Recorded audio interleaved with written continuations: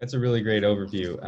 Just as a probing question, have you worked with or have you advised startups or companies maybe that shall remain anonymous that made some assumptions that were not backed by by data or by sound research? And if so, how did that impact uh, the um, the outcome, right, of their deliverable, of their solve, as you called it?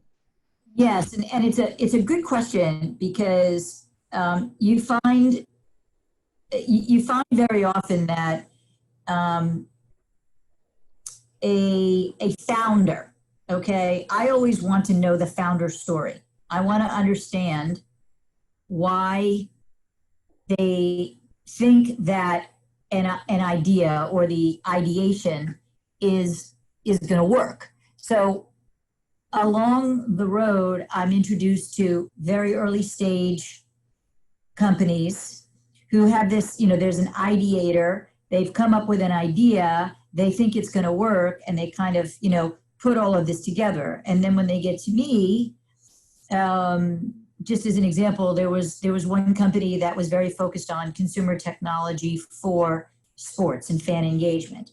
And what they came to me with was something that actually was ahead of its time. And what the research that they hadn't done was they had this great technology and this great product, but they didn't understand that sports properties were not prepared to adopt their product. So what they had to do was literally re-engineer the product so that it was something that could easily be used by a sports property. Had they not done that, would have spent all of their time focused on this technology that had like 3 steps to go before a sports property could literally engage with it. So it's really understanding who your target market is, and are they educated enough to understand what you're doing?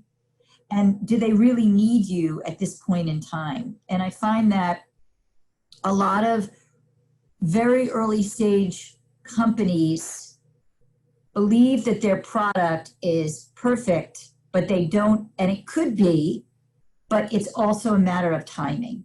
If they are too early and their technology can't be adopted quickly enough, easily enough, seamlessly enough, without friction, and it's intuitive, then that's going to fail.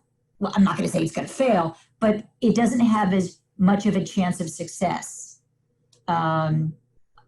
versus this is where the marketplace is, this is where the pain is, and they deliver, and it's an overlap.